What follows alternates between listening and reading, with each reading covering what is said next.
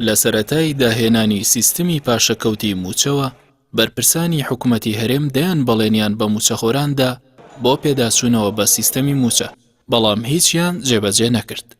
لە سەرەتای ساڵی 2016 حکوومەتی هەرێم بڕیاریدا بە پەیڕەوکردنی سیستمی پاشەکەوت بە پاساوی دابەزینی نرخی نەوت و شەڕی داعش. ئێستاش هیچ پاساوێکیان نەماوە. ئەو کاتەی حکوومەت بڕیاریدا سیستەمەکە پەیڕەو بکات، نرخی نەوت لە بازاڕەکانی جیهاندا بەزی بوو بۆ 26 دلار. ئێستاش نرخی یەک بەرمیل نەوتی برێند بەرز بۆتەوە بۆ 69 دلار، واتە نرخی هەر بەرمیلێک نەوت 3 هێندە زیادی کردووە. کەچی سیستەمە پاشەکەوتەکەی حکوومەتی هەرێم هەروەک خۆیەتی و دینارێکیان بۆ موچەخۆران زیاد نەکردووە. حکوومەتی هەرێم لە 3 شوباتی 2016 لەسەر پرسی موچە کۆبووە و بڕیاری ژمارە 64 دەرکرد و بڕیارەکەش لە 7 بڕگا پێک دێت. بەپێی بڕگەی 5 بڕیارەکە مانگانە پێداچوونەوە بە سیستەمی موچەدا دەکرێت بەڕەچاوکردنی داهاتی وەزارەتی دارایی.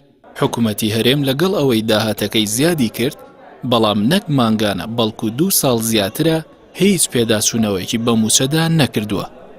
لەلایەکی ترەوە دوای ئەوەی پەرلەمانی کوردستان لە ناوەڕاستی ساڵی ڕابردوو لەلایەن فراکسیۆنەکانی پەرلەمان جگە لە کۆمەڵی ئیسلامی و بزوتنەوەی گۆڕان کاراکرایەوە، ئەو فراکسیۆنانە بەڵێنیاندا سیستەمی پاشەکەوت هەڵبوەشێننەوە.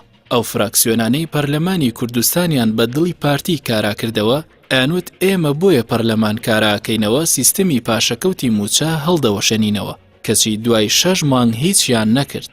لە دوا پێشهاتیشدا سەرۆکوەزیرانی عێراق بەڵێنی دابوو موچەی وەزارەتی تەندروستی و پەروەردە بە تەواوی بنێرێت، کەچی لە دوا ساتەکاندا بەهۆی ڕێکەوتنی ژێر بەژێری بەرپرسانی هەرێم لەگەڵیدا جارێکی دیکە سیستەمی پاشەکەوت بەسەر فەرمانبەراندا سەپێنرایەوە.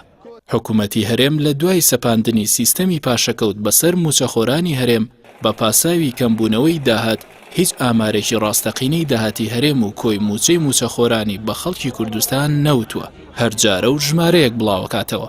پێداچوونەوە بە سیستەمی پاشەکەوتی موچە لەلایەن حکوومەتی هەرێم لە کاتێکدایە بە وتەی بەشێک لە پەرلەمانتارانی لیژنەی دارای پەرلەمانی کوردستان بە هەموو پێوەرێک حکوومەت دەتوانێت موچەی تەواوی فەرمانبەران بدات، چونکە بەغداد 370 ملیار دیناری ناردووە و ئەمریکاش موچەی بەشێک لە هێزەکانی پێشمەرگە دەدات و حکوومەتی هەرێمیش ڕۆژانە 300,000 بەرمیل نەوت دەفرۆشێت جگە لە داهاتی ناوخۆی هەرێم.